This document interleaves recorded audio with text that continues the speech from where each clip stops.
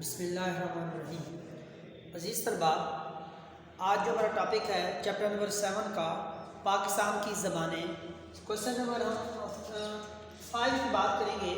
جس کویشچن کی بات کریں گے وہ ہے بلوچی زبان میں نظمیہ شاعری، کلاسیکی نثر اور انگریزوں کے دور کو پیش نظر رکھتے ہوئے ایک نوٹ لکھیں۔ اور اس کے ساتھ ساتھ آج ہم ایک اور سوال بھی ڈسکس کریں گے جو کہ کشمیری زبان کے مختلف ادوار کے حوالے سے ہوگا۔ تو ہم سب سے پہلے بلوچی زبان کے حوالے سے بات کرتے ہیں۔ تو پیارے بچوں، بلوچی زبان جو ہے وہ پاکستان کے صوبے بلوچستان کے لوگوں کی بولنے والی زبان ہے، اور یہ بھی پاکستان کی زبانوں میں سے علاقائی زبان کا درجہ رکھتی ہے۔ تو پاکستان کا صوبہ بلوچستان جو رقبے کے لحاظ سے پاکستان کا سب سے بڑا صوبہ تصور کیا جاتا ہے، تو اس صوبے میں جو عوام، جو اس صوبے کی آبادی، جو لوگ بلوچی زبان بولتے ہیں، تو اس طرح بلوچی زبان صوبہ بلوچستان کے علاقے میں بولنے والی زبان کو کہتے ہیں۔ اس کے ساتھ ساتھ ہم اس کا تعارف یا پس منظر جب بیان کرتے ہیں تو بلوچی زبان کا قدیم زبان آریائی زبان جو ہے یا آریائی خاندان کی ایک شاخ تھی ایرانی، اس سے اس کا تعلق ظاہر ہوتا ہے۔ اس کے ساتھ ساتھ بلوچی زبان کی تقسیم ہم دو مختلف حصوں میں کرتے ہیں۔ ایک حصہ علاقے کے لحاظ سے جس کو ہم مشرقی بلوچی کہتے ہیں، اور دوسرا حصہ جس کو ہم مغربی بلوچی کہتے ہیں۔ تو اسی طرح بلوچی زبان کی تقسیم ان دو بڑے حصوں میں کی گئی ہے۔ تو عزیز طلباء، بلوچی زبان کا جو رسم الخط ہے، جسے لکھت پڑھت کے حوالے سے یا ادب کے حوالے سے لکھنے پڑھنے کا جو رواج پڑا، وہ بہت بعد بنا۔ یعنی بلوچی زبان لکھنے کا جو رواج تھا وہ یعنی کہ ہمیں پاکستان کے بعد ہی اس کا آغاز ہوا۔ تاہم اس کا رسم الخط پہلے ایجاد ہو چکا تھا، مگر بلوچی زبان لکھنے کا رواج بعد میں پڑا۔ تو ڈیئر اسٹوڈنٹ، بلوچی رسم الخط جو ہے یہ اردو زبان کی ترمیم سے بنایا گیا ہے۔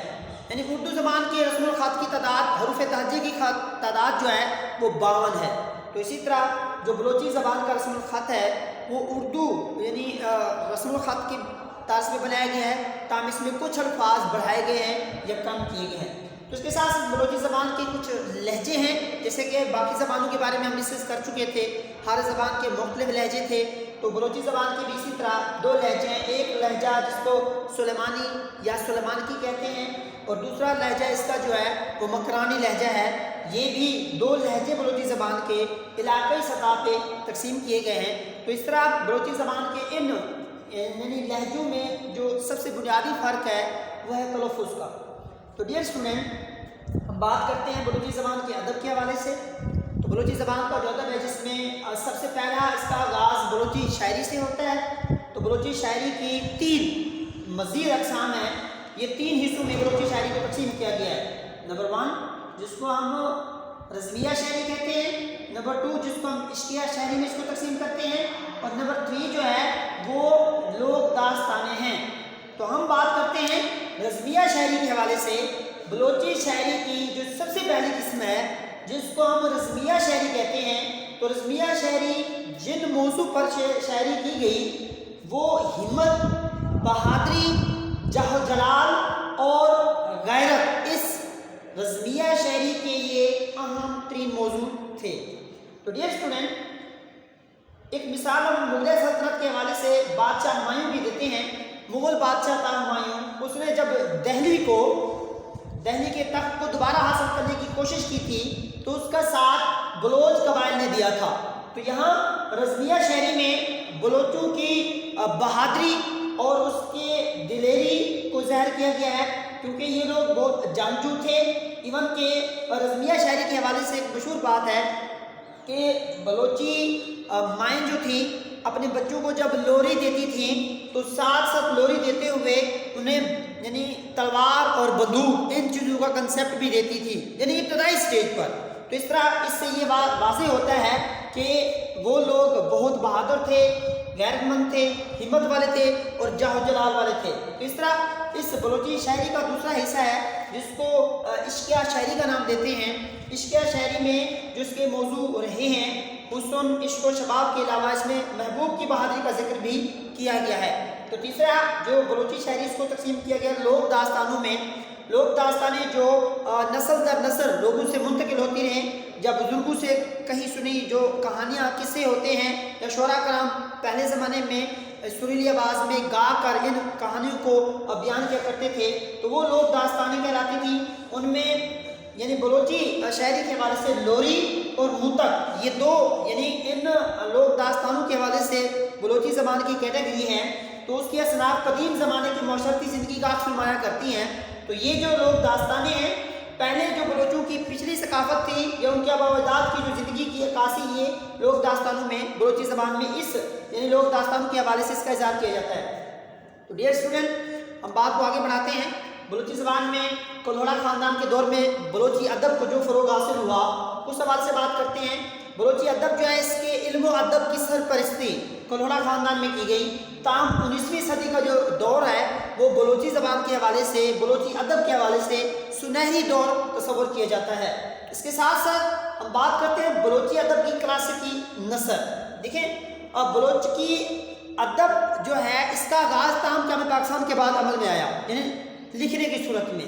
لیکن اگر ہم اس کا پہلے انداز بیاں بات کریں کہ کچھ قصے کہانیاں یا جو شعر و شاعری کا ہم نے ذکر کیا جو لوگ ان بلوچی زبان کے حوالے سے اپنی بہت بڑی اہمیت رکھتے ہیں ان میں میر چاکر خان یہ بلوچی ادب کا ایک اہم ترین نام ہے.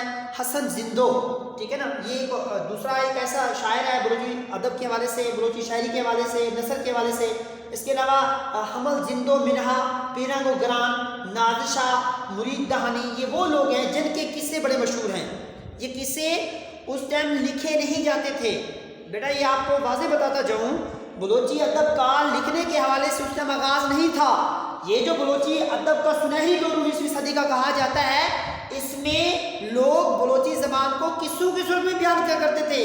بلوچی زبان میں اس کے قصے مشہور تھے کہانیاں مشہور تھیں جو وہ سریلی آواز میں لوگوں کے سامنے یعنی اپنے علاقے کی اپنے معاشرے کی اپنے آباء و اجداد کی عکاسی کیا کرتے تھے. اس کو لکھنے کا رواج نہیں پڑا تھا تاہم اس کا رسم الخط ایجاد ہو چکا تھا لیکن اس کو ابھی لکھنے کی صورت میں نہیں لایا گیا تھا. اس کو لکھنے کی شکل نہیں دی گئی تھی. تو اس طرح یہ جو شعراء کرام ہیں بلوچ کی نثر کے حوالے سے جنہوں نے مختلف قصے جن کے مشہور ہیں یہ انہوں نے قصے گا کے یعنی بلوچی زبان میں لوگوں کے سامنے پیش کیے تھے. اس کو یعنی لکھنے کی صورت میں اس کی شکل نہیں دی گئی تھی. تو اس طرح بلوچی شاعری کی جو تخلیق ہے بیسیکلی جو بلوچی شاعری کی تخلیق 1840 میں اس کے بعد ہوئی. اس شاعری کا جو مین موضوع رہا ہے وہ تصوف اور اخلاقیات رہا ہے. اس کے ساتھ ساتھ بلوچی شاعری کا جو مشہور ترین شاعر ہے اس کا نام مست توکلی ہے. یہ لفظ مست توکلی ہے. اس کے ساتھ ساتھ اسٹوڈنٹ چونکہ میں پہلے یہ بات عرض کر چکا تھا کہ بلوچی ادب قیام پاکستان کے بعد اس کا آغاز ہوا. یہ ایک مکمل طور پر جس کو لکھنے پڑھنے کی صورت میں کہا جاتا ہے عام طور پر بلوچی زبان کو لکھنے کا آغاز قیام پاکستان کے بعد ہوا. تو بلوچی رسم الخط کی ایجاد یہ بلوچی رسم الخط جب ایجاد کیا گیا تو اردو کے جو حروف تہجی ہیں جن کی تعداد 52 ہے ان کو گھٹا بڑھا کر بلوچی رسم الخط ایجاد کیا گیا جو آج تک موجود ہے. جو آج تک بلوچی زبان لکھنے کے حوالے سے جو بلوچی رسم الخط اس ٹائم اس کے پاس ہے وہ رسم الخط جو ہے وہ عموماً اردو یعنی رسم الخط کی طرز پر بنایا گیا ہے. تو اسی طرح بلوچی ادب کا تیز رفتار ارتقاء اگلا ہمارے پاس بلوچی ادب کے حوالے سے بلوچی ادب کا جو تیز رفتار ارتقاء ہے یا لوگوں میں بلوچی ادب تیزی سے پھیلا اس کی سب سے بڑی وجہ اس کے جو رسائل ہیں جو بلوچی زبان میں رسالے شائع کیے گئے. رسالوں کی وجہ سے بلوچی ادب جو ہے وہ یعنی بہت ہی کم وقت میں زیادہ شہرت پا گیا. تو اس کے علاوہ ڈیئر اسٹوڈنٹ بلوچی زبان میں جو پہلا مجلہ شائع ہوا وہ 1960 میں ہوا جس سے بلوچی صحافت اور بلوچی ادب کا باقاعدہ آغاز ٹھیک ہے نا ہمیں ملتا ہے. اس کے ساتھ ساتھ ہم بات کرتے ہیں بلوچی زبان و ادب کی تاریخ پر پہلی کتاب. بلوچی زبان و ادب کی تاریخ پر پہلی کتاب شاعر ہیں جس کا نام شیر کمسر مری ہے. انہوں نے 1961 میں یہ کتاب بلوچی زبان و ادب کی تاریخ پر لکھی تھی. اسی طرح بلوچی زبان میں پی ایچ ڈی کی ڈگری بھی یعنی کروائی جاتی ہے بلوچستان یونیورسٹی میں. اسے یعنی اختیاری مضمون کا درجہ بھی دیا گیا ہے اور ساتھ اس میں یعنی کیونکہ یہ بلوچی ادب ہے اس لیے بلوچستان کی یونیورسٹی میں اس بلوچی زبان میں PhD کی ڈگری بھی کرائی جاتی ہے۔ تو ڈیئر اسٹوڈنٹ، بلوچی زبان کے مشہور شعراء کرام ہیں جو اپنی مثالات پہ جنہوں نے بلوچی ادب کے مختلف شعبوں میں مختلف کارنامے انجام دیے، جن میں قابل ذکر شخصیات ہیں عطا شاد ہو گئے، اسحاق شمیم ہو گئی، آزاد جمالی، مراد ساحر، محمد رمضان اور ظہور ہاشمی جیسے یہ وہ شعراء کرام ہیں جنہوں نے بلوچی زبان میں مختلف کارنامے انجام دیے بلوچی ادب کے حوالے سے۔ اگر ہم بلوچی نثر نگاری کی بات کریں تو اس میں قاضی عبدالرحیم کا نام سب سے پہلے آتا ہے، صابر اور ظہور شاہ، گل خان، نصیر، آزاد جمال الدین وغیرہ یہ وہ شخصیات ہیں جنہوں نے بلوچی نثر نگاری میں بہت اہم کارنامے انجام دیے۔ تو اس طرح بلوچی ادب کی ترقی کی بات کریں تو بلوچستان میں ٹیلی ویژن اور ریڈیو سے بلوچی ادب میں بہت کارنامے انجام دیے گئے۔ تو ڈیئر اسٹوڈنٹ، یہ ہمارے پاس پورشن تھا بلوچی زبان کے حوالے سے جو کہ پاکستان کے صوبے بلوچستان میں بولی جانے والی زبان ہے۔ تو یہ ہمارا آج کا ایک سوال کوشچن نمبر 5 چیپٹر نمبر 7 کا یہ آج ہم نے ڈسکس کر لیا۔ اس کے ساتھ ساتھ ابھی ہم کوشچن نمبر 6 کی طرف موو کریں گے جس کا عنوان ہے کشمیری زبان کے 5 مختلف ادوار بیان کریں۔ تو آج ہم بات کریں گے کشمیری زبان کے حوالے سے۔ کشمیری زبان جو ہے ڈیئر اسٹوڈنٹ یہ پاکستان کا ایک علاقہ ہے جس کو مقبول یعنی جموں کشمیر ہم کہتے ہیں۔ ویسے کشمیر بھارت میں بھی ہے، پاکستان میں بھی ہے، لیکن کشمیر کا جو پاکستان میں حصہ ہے یا بھارت میں ہے وہاں کے جو کشمیری لوگ ہیں جو زبان بولتے ہیں اسی زبان کو ہم کشمیری زبان کا درجہ دیتے ہیں۔ تو اس طرح کشمیری زبان کا ایک تاریخی پس منظر ہم اگر بیان کریں تو کشمیری زبان کا تعلق قدیم وادی سندھ سے اس کا تعلق ملتا ہے تاریخ میں۔ تو اس حوالے سے ڈیئر اسٹوڈنٹ کسی زبان کا جو سب سے اہم ترین پورشن ہوتا ہے وہ اس زبان کا رسم الخط ہوتا ہے کہ اس زبان کو کس طرز میں، کس انداز میں، کس طریقے سے لکھا جاتا ہے۔ تو وہ رسم الخط جو کشمیری زبان کا بالکل اردو رسم الخط کی طرح ہے، ٹھیک ہے نا، اس میں کوئی اتنا زیادہ فرق نہیں ہے، تاہم کچھ الفاظ کا تھوڑا سا فرق ہے۔ تو یہ بھی یعنی کشمیری زبان کا رسم الخط اردو طرز پہ بنایا گیا ہے۔ اب کشمیری زبان پر باقی زبانوں کے کچھ اثرات یہ وقت کے ساتھ ساتھ جو علاقائی دیگر زبانیں ہوتی ہیں اس کا یعنی زبان پہ بہت اثر پڑتا ہے۔ اس حوالے سے فارسی اور ایرانی یہ دو ایسی زبانیں ہیں جس کا کشمیری زبان پر گہرا اثر ہے۔ ایرانی زبان کا خاص طور پر کیونکہ کشمیری زبان کے ادب کا جو ارتقاء ہے، اس کا جو آغاز ہے، جس کی ابتدا ہے وہ ایرانی ادب کی طرز پہ ہوئی ہے۔ اس حوالے سے ڈیئر اسٹوڈنٹ ہم کشمیری زبان کی ابتدا کی بات کرتے ہیں تو کشمیری زبان کے ادب کا جو آغاز ہوا ہے وہ عموماً جیسے باقی زبانوں کا شاعری سے ہوا ہے، بالکل اسی طرز پر کشمیری زبان کے ادب کا آغاز بھی شاعری سے ہی ہوا ہے۔ تو اس حوالے سے اس کے کچھ لہجے ہیں، یعنی کشمیر کے مختلف علاقوں میں یہ تلفظ کا ان کے درمیان فرق ہے۔ اس کے 4 لہجے ہیں جو لوگ مختلف انداز میں اس کو ادا کرتے ہیں الفاظ کی ادائیگی کے حوالے سے۔ تو اس میں پہلا لہجہ اس کا مسلمان کی ہے، یہ لفظ مسلمان کی ہے، اس کو سلمان کی نہیں پڑھنا، یہ لفظ مسلمان کی ہے، ٹھیک ہے نا۔ ہند کی اس کا ایک لہجہ ہے، گندورو ایک لہجہ ہے اور گامی، یہ 4 لہجے کشمیری زبان کے یہ مشہور 4 لہجے ہیں۔ تاہم اس میں جو اس کا سب سے معیاری اور ادبی لہجہ ہے وہ گندورو لہجہ تصور کیا جاتا ہے، کیونکہ گندورو لہجہ ایک ایسا لہجہ ہے جس میں کشمیری ادب کو تحریری صورت میں لکھا جاتا ہے۔ تو اب ہم بات کرتے ہیں کشمیری زبان کے کچھ ادوار ہیں۔ کشمیری زبان جو عموماً 5 مختلف ان ادوار سے گزری ہے، جس میں ان ادوار کے حوالے سے ہر دور کی ایک اپنی اہمیت ہے۔ اس کا جو پہلا دور ہے عموماً کشمیری زبان کے پہلے دور کو لوک گیتوں کا دور کہا جاتا ہے۔ لوک گیتوں کا دور، یہ جو لوک گیتوں کا دور تھا کشمیری زبان کے پہلے دور میں، یہاں کشمیری سماج یعنی اس کے معاشرے کی مکمل عکاسی کی گئی۔ معاشرے کے تمام طبقے کو اس لوک گیتوں کی صورت میں ان کے تمام مسائل کو اجاگر کیا گیا، ان کی تمام تر یعنی ثقافت کی، معیشت کی، معاشرت کی، یعنی کہ تمام جو زندگی کے پہلو ہیں ان کی عکاسی یعنی کشمیری زبان کے پہلے دور میں لوک گیتوں کے ذریعے مختلف شعراء کرام نے کی۔ اس کے ساتھ ساتھ اس کا دوسرا دور ہے وہ ہے الہیات کا دور۔ الہیات جس کا مطلب ہوتا ہے روحانی عقائد، روحانیت، ٹھیک ہے نا۔ تو اس میں دوسرے دور میں ایک مشہور شعراء کا نام ہے جس کا نام شتھی کنٹھ ہے۔ شتھی کنٹھ یہ بیسیکلی ایک ہندو شاعر ہے شتھی کنٹھ، لیکن اس نے کشمیری ادب کے حوالے سے، کشمیری ادب کے دوسرے دور کے حوالے سے بہت کارنامے انجام دیے ہیں۔ تو اس دور کی ایک اور خاصیت یہ بھی ہے کہ شتھی کانٹل یہ وہ شاعر ہے جس نے سنسکرت زبان یعنی اور کشمیری زبان کا مکسچر یعنی بہت سی چیزیں لکھیں جو کہ روحانی عقائد پر مبنی تھی. تو اسی طرح کشمیری زبان کا جو دوسرا دور ہے الہیات کا دور کہلاتا ہے. تو اس حوالے سے تیسرا دور اس کے کشمیری زبان کا جو ہے اس کو رومانوی داستانوں کا دور کہتے ہیں. رومانوی داستان سے مراد یعنی کہ عشق و محبت کی داستانیں ہیں.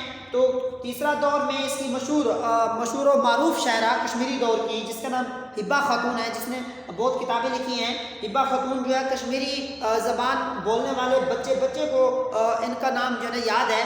یہ عشق و محبت کے حوالے سے عشق مجازی ہو گیا, عشق حقیقی ہو گیا, انہوں نے بہت کارنامے انجام دیے ہیں. اس کے ساتھ ساتھ کشمیری زبان کے اس تیسرے رومانوی داستانوں کے دور میں دو شخصیت اور بھی ہیں. ایک کا نام ارمنی لال ہے اور دوسرا منا فقیر. یہ وہ شخصیات ہیں جنہوں نے بہت کارنامے انجام دیے. اور زیادہ تر تیسرے دور میں جو رومانوی داستانیں لکھی گئیں ان میں عربی اور فارسی یہ ان زبانوں کا کشمیری زبان میں ان مختلف کتابوں کا یا ان کے اثرات نمایاں طور پر ملتے ہیں.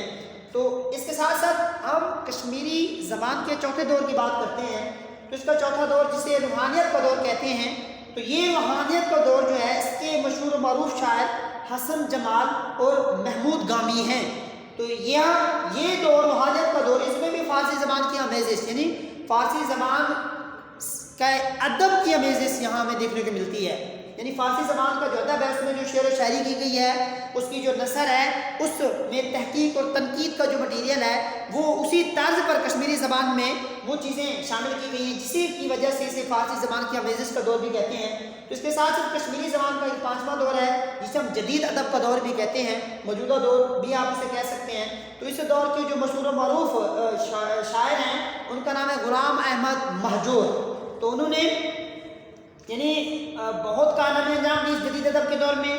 تو اس دور کی خاصیت یہ ہے کہ اس میں ایک تو ایرانی ادب کو یعنی پروان چڑھایا گیا خصوصاً غزل اور مثنوی کے حوالے سے, اور دوسرا اس میں دوسری مختلف زبانوں کا کشمیری زبان میں ترجمہ کیا گیا. مختلف جو دوسری زبانوں کی کتابیں تھیں ان کو کشمیری زبان میں ان کا ترجمہ کیا گیا اور آسان طریقے سے تاکہ کشمیری لوگ ان کتابوں کا مفہوم اچھے طریقے سے سمجھ سکیں. تو لہٰذا یہ یعنی پاکستان کے علاقے یعنی جموں کشمیر میں کشمیریات کو ایک اختیاری مضمون کی حیثیت بھی حاصل ہے. تو یہ وہاں کے لوگوں کو کشمیریات کا ایک سبجیکٹ بھی پڑھایا جاتا ہے. تو عزیز طلباء آج ہم نے کشمیری دور کے ان 5 ادوار کو بھی ڈسکس کر لیا. تو لہٰذا ہمارا چیپٹر نمبر 7 جو تھا پاکستان کی علاقائی زبانوں کے حوالے سے آج ہمارا چیپٹر پایا تکمیل کو پہنچا. میں امید کرتا ہوں کہ آپ اس کو اچھے طریقے سے سمجھیں گے. اور